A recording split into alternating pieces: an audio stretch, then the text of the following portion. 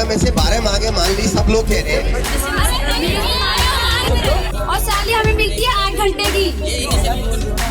Sir, जो बात आपने रखी है कि 8.5 घंटे रेगुलर काम कराया जाता है, कोई ब्रेक नहीं दिया जाता है। दोस्तों, हाल में दिल्ली एनसीआर में भड़का श्रमिकों का आक्रोश अब उत्तराखंड में भड़क रहा है, उत्तराखंड तक पहुंच चुका है। यहां जहां कई सवाल श्रमिकों के हक को लेकर उठ रहे हैं, अधिकारों को लेकर उठने लगे हैं, वहीं वेतन विसंगतियां भी सामने आ रही हैं। क्या वेतन के बिना अब ये कर्मचारी आगे काम करेंगे? क्योंकि जिस तरह की स्थिति बन रही है, शुरुआत नोएडा से हुई थी, फिर पंतनगर में तमाम कंपनियों के कर्मचारी सड़क पर उतरे, उन्होंने वेतन बढ़ाने की मांग को रखा, और अब जो ताजा तस्वीर आ रही है वो हल्द्वानी के औद्योगिक क्षेत्र से आ रही है, और वो भी संकेत दे रही है कि वेतन बढ़ेगा नहीं तो काम होगा नहीं। हल्द्वानी के औद्योगिक क्षेत्र में कंपनी के बाहर कर्मचारियों का सड़क पर गुस्सा दिखाऊंगा आपको। वेतन बढ़ाने की मांग को लेकर श्रमिकों ने कैसे उग्र प्रदर्शन किया और कामकाज पूरी तरीके से ठप हो गया। क्या ये सिर्फ कंपनी का विरोध है या फिर श्रमिक असंतोष का एक बड़ा संकेत अब देखने को मिल रहा है, चाहे वो नोएडा हो या पंतनगर, अब हल्द्वानी। और प्रशासन कैसे निपटेगा इस तालाबंदी जैसे हालातों से, संभाल पाएगा क्या? बताऊंगा आपको पूरी खबर। कैसे मिलेगा श्रमिकों को न्याय, अपनी इस रिपोर्ट के जरिए। नमस्कार, पहला मैं पंकज रौतेला, आप देख रहे हैं अपना उत्तराखंड न्यूज। दोस्तों, यहां थोड़ा इन तस्वीरों पर आप गौर कीजिएगा। श्रमिकों की न्याय की मांग की शुरुआत हो गई है, ऐसा लग रहा है। सालों से फैक्ट्रियों, कंपनियों में काम कर रहे हजारों हजार लोग, अब उनका सब्र का बांध मानो टूट गया। क्योंकि दोस्तों, देश के सबसे बड़े औद्योगिक क्षेत्र दिल्ली एनसीआर में खलबली मची एक श्रमिकों के आंदोलन से। लाखों करोड़ों लोग यहां काम करते हैं, और हाल में यह देखने को मिला था कि एकाएक नोएडा में वेतन बढ़ाने की मांग को लेकर कैसे कर्मचारियों ने हुंकार भरी थी। और मानो एक बार के लिए तो यह लगा कि अब नई आग लगने वाली है, और यह आग श्रमिकों के आंदोलन की होगी। बहुत तेरे आंदोलन देखे गए इस देश में, लेकिन श्रमिकों का आंदोलन जो नोएडा में देखने को मिला वो तो थोड़ा शांत हो गया, लेकिन अपने उत्तराखंड में अब नए तरह से आंदोलनों की शुरुआत हो रही है। शासन प्रशासन के हाथ पांव फुला देने वाली ये घटनाएं है जो नोएडा में देखने को मिली, और वैसा ही पंतनगर में और अब हल्द्वानी में। लेकिन अपने उत्तराखंड के पंतनगर की तस्वीर देखी होगी आपने, शिटकुल वाली तस्वीर देखी होगी आपने, जब हजारों कर्मचारी सड़क पर थे।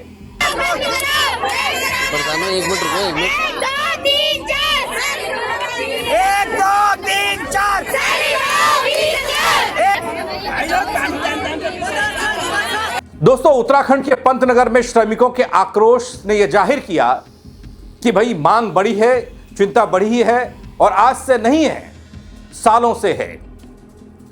और अब पंतनगर से आप थोड़ा आगे चलिए, हल्द्वानी में भी इसी तरीके के श्रमिक आक्रोशित नजर आ रहे हैं। ये नई तस्वीरें सामने आई हैं, इन ताजा तस्वीरों को भी देखिए और थोड़ा समझने की कोशिश कीजिएगा इनकी पीड़ा क्या है।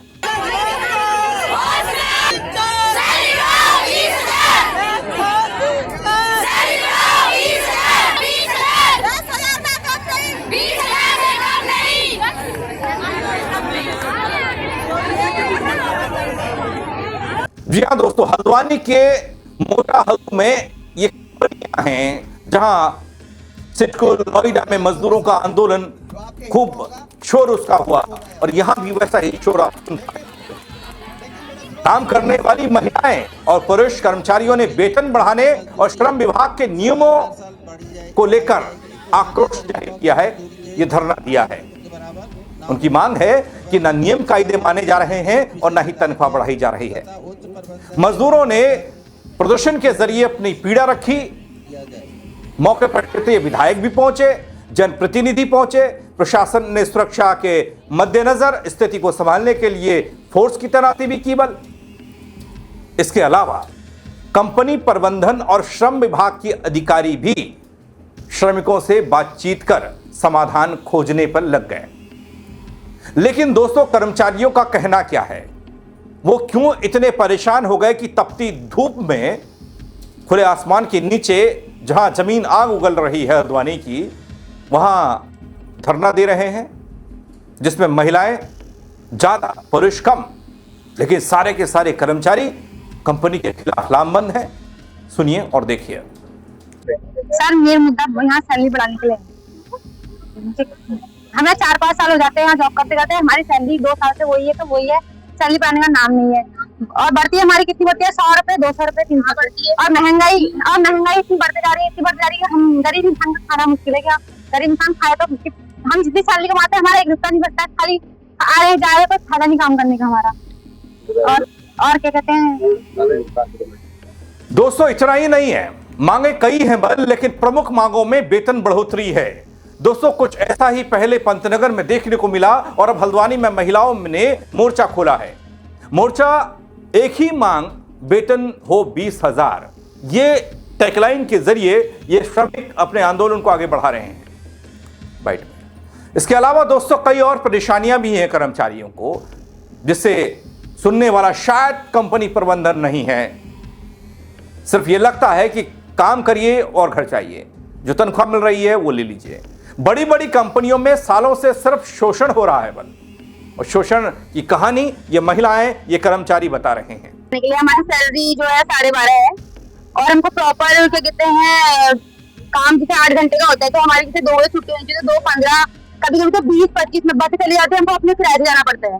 जब जनरल शिफ्ट होती है तो 5 बजे छूट जानी चाहिए तो 5:35 5:40 तक काम ही करवाते रहते हैं। टाइम सर हमारे ब्रेक नहीं होनी चाहिए और सैलरी भी ज्यादा जानी चाहिए और सर मोबाइल भी अलाउ नहीं है।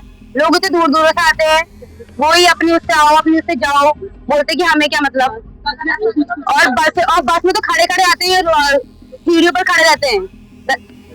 सैलरी तो सर मेन मुद्दा तो सैलरी का ही है, और सैलरी तो होनी चाहिए प्रॉपर 20,000 तो होनी चाहिए 8 घंटे की, तो नहीं।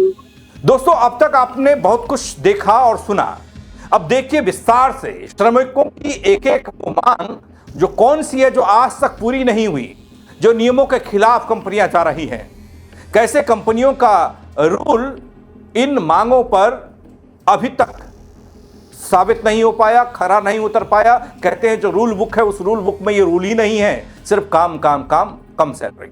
सिलसिलेवार तरीके से दिखा रहा हूं कि जैसे और कंपनियों में सैलरी बढ़ चुकी है उस अकॉर्डिंग यहाँ पर भी सैलरी बढ़ जानी चाहिए। मिनिमम अगर 20,000 सैलरी नहीं भी होती तो 15,000 सैलरी होनी चाहिए वर्कर्स की, क्योंकि यहाँ पे 8 घंटे हम कंटिन्यू जॉब करते हैं। क्योंकि बाय द वे तबियत खराब हो जाती है, कभी कुछ हो जाता है तो ये लोग गेट पास देने को भी बड़ी मुश्किल से देते हैं। गेट पास बच्चे पर प्रेशर डालते हैं जॉब का कि करो काम करके। सेकंड थिंग तो ये है कि बस की सुविधा भी अच्छी नहीं है। जब बारिश होती है तो बसों में ऐसा होता है कि पानी ऊपर से बचता है या कहीं पर धूल तक करोगे तो धूल सारी अंदर को आती है। थर्ड थिंग ये है कि खाना जो है यहाँ का प्रॉपर नहीं है। कभी कभी खाना अच्छा बनता है, कभी कभी नहीं बनता, कभी कुछ कीड़े दिख जाते, कभी कुछ दिख जाते, जिस अकॉर्डिंग हमें खाना खाने का मन नहीं करता है। फोर्थ थिंग ये है कि जैसे मान लो हमारे 8 आवर्स की ड्यूटी है तो हमारा कहना यही है कि केवल 8 आवर्स की, जैसे हमें जनरल शिफ्ट में बुलाया जाता है तो उसमें क्या होता है कि हमारा जो हाफ आवर होता है वो एक्स्ट्रा लिया जाता है। हम चाहते हैं कि हमारी 8 घंटे की ड्यूटी हो। और जो हमारा जैसे टी टाइम होता है, कभी कभी टारगेट नहीं निकल पाता इनका, तो ये हमारे सिर्फ 8 मिनट का जो है टी टाइम कराते हैं, कभी टी टाइम नहीं कराते क्योंकि इनका टारगेट नहीं निकल पाता है। इसलिए पहले टी टाइम के लिए तो हम अपने मैम से बोलते ही हैं, टी टाइम के लिए ना हम हमारे लाइन में जितने वर्कर्स है, जितने एम्प्लॉयज है, सब आवाज उठाते हैं टी टाइम के लिए। हाँ, मदरसन सिस्टम लिमिटेड। अब आपको दिखाता हूं बीच में आने वाले पुलिस प्रशासन का रवैया, बयान भी, जहां समाधान निकालने की कोशिश हो रही है, वार्ता को हथियार बनाया जा रहा है। कैसे और कब निकलेगा समाधान ये तो वक्त बताएगा, लेकिन पुलिस का बयान भी बेहद जरूरी हो जाता है इस हो हल्ले पर, इस हंगामे पर। यहाँ पर जो मदरसन एक कंपनी है उसके जो वहाँ पे कॉन्ट्रैक्ट लेबर के रूप में जो श्रमिक यहाँ पर तैनात है, उनका कुछ अपने सैलरी और सर्विस कंडीशन को लेकर के कुछ इश्यूज उनके थे, जिसको लेकर के उनके द्वारा यहाँ पे प्रदर्शन किया जा रहा है। फिलहाल ये शांतिपूर्वक प्रदर्शन कर रहे हैं और उनके जो प्रतिनिधि हैं उनके और कंपनी के प्रतिनिधियों के मध्य जो है वार्ता हुई है, वो वार्ता सफल रही है। फिलहाल इन लोगों को उस वार्ता के बारे में ब्रीफ करके और इन लोगों को समझाया जा रहा है जो वार्ता का जो रिजल्ट था उसके बारे में इन्हें कन्विंस किया जा रहा है। और पुलिस यहाँ पे पर्याप्त मात्रा में तैनात है और यहाँ पे शांति व्यवस्था बनाई है। आसपास के जितने भी थाने हैं वहाँ से, चोरगलिया से और सिटी से भी फोर्स मंगाया गया है और यहाँ पे हम बाकी जो ऑक्सिलरी यूनिट्स हैं वो भी मौजूद हैं। दोस्तों, हल्द्वानी के मिनी स्कूल का यह इलाका, यहां श्रमिकों का यह आक्रोश फैक्ट्री या फिर एक मांग तक सीमित नहीं है, कंपनी या फिर अपनी सैलरी बढ़ाने तक सीमित नहीं है। सवाल यहां बड़े बड़े खड़े हो रहे हैं। आखिर मेहनत करने वाले हाथों की आवाज कितनी देर तक अनसुनी रहेगी? वेतन बढ़ोतरी की मांग, नियमों के पालन की गुहार, काम के बेहतर माहौल की उम्मीद, इन सब के बीच अब निगाहें प्रशासन पर है, कंपनी प्रबंधन की उस बातचीत पर है। इससे उम्मीदें ये जगी हैं, बल्कि अब नए तरीके से कर्मचारियों के लिए नए नियम बनाए जाएंगे। पुराने नियमों को दरकिनार कर कंपनियां, फैक्ट्रियां कर्मचारियों का शोषण कर रही हैं, काम कराती आ रही हैं, कम सैलरी में ज्यादा काम। फिलहाल पुलिस और अधिकारियों की मौजूदगी में दोस्तों वार्ता चल रही है, लेकिन असली सवाल तो यह कि क्या यह बातचीत किसी ठोस समाधान तक पहुंच पाएगी? ये जो असंतोष सड़क पर दिखाई दे रहा है, जो लगातार फैलता जा रहा है, इसे पाट पाएगा वो फैसला जो इस वार्ता से निकलेगा? वेतन विसंगतियां, नियम कायदे नहीं और भी तमाम तरह की परेशानियां, सबके खिलाफ एक साथ कर्मचारियों ने लामबंद होकर सड़क को चुना है और सवालों को चुना है। ये वक्त बताएगा दोस्तों। लेकिन ऐसे हालात क्यों हैं? उत्तराखंड में जब तमाम औद्योगिक कंपनियां आ रही थी, लाई जा रही थी, उस वक्त बहुत सारे नियम बने थे, अलग अलग तरीके से कैटेगराइज किया गया था, आरक्षण की व्यवस्था थी, नियम कायदों की बात हुई थी। लेकिन आज 25 साल बाद उन्हीं नियम कायदों को लेकर श्रमिक मजबूर हैं सड़क पर आने को लेकर। आप अपनी राय जरूर दीजिएगा, इस खबर पर बताइएगा कि आखिर ऐसा क्यों हो रहा है, किसकी हिला हवाली है? क्या जो पकड़ होनी चाहिए थी बाहरी कंपनियों पर, फैक्ट्रियों पर, वो कमजोर हो गई? उत्तराखंड के जिन लोगों को आरक्षण के तहत काम देने की बात हुई थी कि इतनी सीटें रिजर्व रहेंगी, एक वाकया यह भी सामने आया कि अच्छे अच्छे पदों पर, बड़े सैलरी वाले पदों पर बाहरी लोगों को पदस्थ किया जा रहा है और छोटे मोटे पदों पर उस आरक्षण वाले नियम को लागू किया जा रहा है। क्या ये भी आपके संज्ञान में है? बताइएगा जरूर दोस्तों, कमेंट के जरिए शेयर कीजिएगा इस खबर को, ताकि और लोग भी बता पाएं अपनी राय। फेसबुक पर देख रहे हैं तो फॉलो कीजिएगा, यूट्यूब पर देख रहे हैं तो सब्सक्राइब करना ना भूलें दोस्तों, अगर आप नए हैं, ताकि मैं और चीजें आपको बताता रहूं। खबरें मेरे साथ जुड़ने के लिए आप सबका बहुत शुक्रिया। जय उत्तराखंड। बेसिक सैलरी है 12,549 रुपए, सॉरी 39 रुपए। हम चाहते हैं कि हमें 20,000 रुपए मंथली वेतन दिया जाए। सेकंड हमारा है कि जैसे ब्रेक होते हैं हमारे साल भर में, एक साल में 12 महीने में, मतलब प्रोडक्शन के अकॉर्डिंग हमारे ब्रेक होते हैं, तो हम चाहते हैं कि हमारे ब्रेक ना दिया जाए, क्योंकि ब्रेक में कभी क्या होता है, प्रोडक्शन के अकॉर्डिंग बच्चों को 1 महीने, 2 महीने, 3 महीने घर बैठा दिया जाता है। तो उससे क्या होता है, बच्चा जो भी यहाँ पर आ रहा है अपना घर चलाने के लिए आ रहा है, तो घर चलाने में प्रॉब्लम होती है। तो ये ब्रेक वाला सिस्टम हटा दिया जाए। और ये कि फोन अलाउ, देखो कभी किसी के घर में इमरजेंसी पड़ जाती है, हमें फोन अलाउ नहीं है, हालांकि अभी हमें गेट पे फोन जमा करने को है। अब गेट पे हमने फोन जमा करा है, घर में हमारे कोई प्रॉब्लम आ गई तो फोन तो स्विच ऑफ रहता है गेट पे, तो हमें इन्फॉर्मेशन मिली हुई है, हमारा लाइन मेंटेन का नंबर होता है। कभी क्या होता है कि लाइन मेंटेन नहीं है या नहीं है, कोई भी प्रॉब्लम हो सकती है, फोन अलाउ होनी चाहिए। और तीसरा की मेन ये कि जैसे जो बच्चा, हाँ, जो हमारा वर्किंग चला रखा है, जैसे अभी आज हमारा वर्किंग चला है 25 तारीख को, तो हम चाहते कि वो उसी या तो पहले वीकली फाइनल कर दिया जाए, अगर वीकली नहीं कर रहे तो फिर मंथली तब भी कर दिया जाए। ये नहीं आ जाए तुम्हें होली में देंगे, दीपावली में देंगे, ऐसा नहीं बोलना चाहिए। हमें 25 जनवरी का वर्किंग डे लगाया था हमारा, वो हमें अभी तक नहीं मिला है, तो वो हमें मतलब उसी महीने मिल जाना चाहिए था, उसी हफ्ते मिल जाना चाहिए था, नहीं मिला। और ये है कि जैसे नया बच्चा है, अभी नए बच्चे की ज्वाइनिंग हुई है और एक बंदा वहाँ 10 साल पहले से काम कर रहा है, जो फैसिलिटी अभी नए बच्चे को दी जा रही, same facility, same process, same सब कुछ पुराने बंदे के लिए भी हुई है, सेम प्रोसेस, उसकी भी सैलरी सेम है, उसकी भी सैलरी सेम है।